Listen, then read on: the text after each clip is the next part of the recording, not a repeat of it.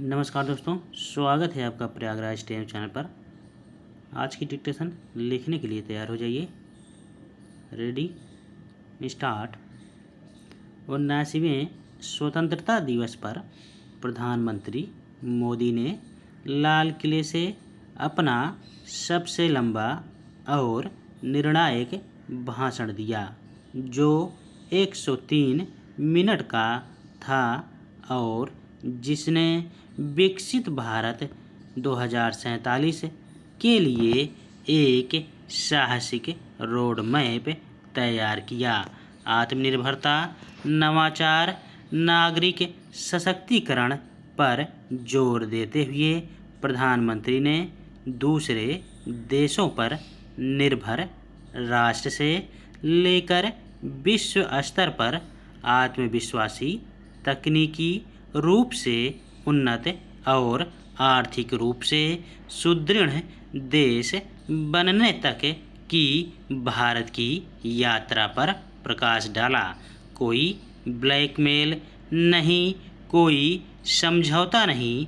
प्रधानमंत्री मोदी ने पहलगाम हमले के बाद चलाए गए ऑपरेशन सिंदूर की सराहना करते हुए इसे भारत की रणनीतिक स्वायत्तता का प्रदर्शन बताया। भारत में निर्मित हथियारों का इस्तेमाल करते हुए इस ऑपरेशन ने आतंकवादी नेटवर्क और पाकिस्तान स्थित बुनियादी ढांचे को ध्वस्त कर दिया, जिससे एक नए युग का संकेत मिला, जहां भारत अब विदेशी शर्तों पर परमाणु ब्लैकमेल या धमकियों को स्वीकार नहीं करेगा। सिंधु जल संधि के मुद्दे पर उन्होंने स्पष्ट रूप से कहा है, भारत ने अब निर्णय ले लिया है कि खून और पानी एक साथ नहीं बहेंगे। लोगों को एहसास हो गया है कि सिंधु जल संधि अन्यायपूर्ण थी। सिंधु नदी प्रणाली के पानी से दुश्मन की जमीनों की सिंचाई होती रही, जबकि हमारे किसान कष्ट झेलते रहे।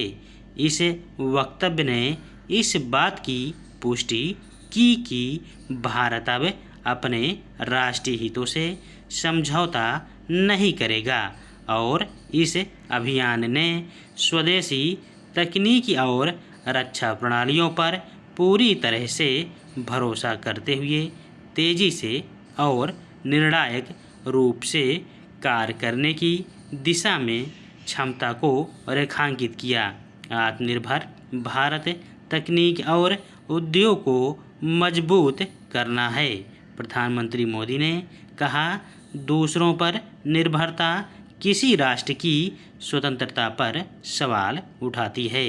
यह दुर्भाग्यपूर्ण होता है जब निर्भरता एक आदत बन जाती है, एक खतरनाक आदत। इसलिए हमें आत्मनिर्भर बनने के लिए जागरूक और प्रतिबद्ध रहना चाहिए।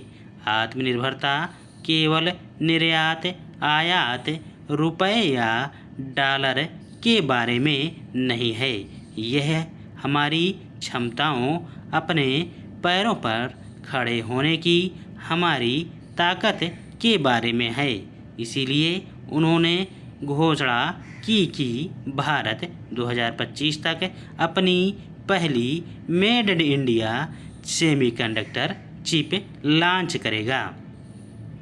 देश परमाणु क्षेत्र को निजी कंपनियों के लिए खोल रहा है, जिससे ऊर्जा और प्रौद्योगिकी में अभूतपूर्व अवसर पैदा होंगे।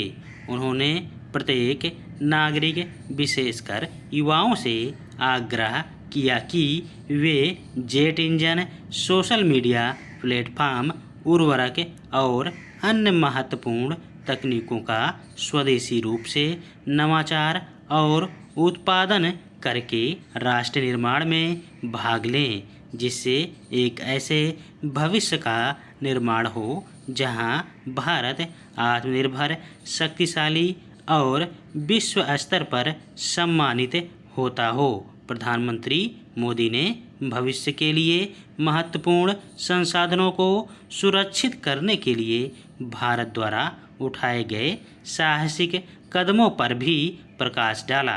राष्ट्रीय महत्वपूर्ण खनिज मिशन के माध्यम से देश ऊर्जा, उद्योग और रक्षा के लिए आवश्यक खनिजों तक पहुँच सुनिश्चित करने के लिए 1200 स्थलों का अन्वेषण कर रहा है।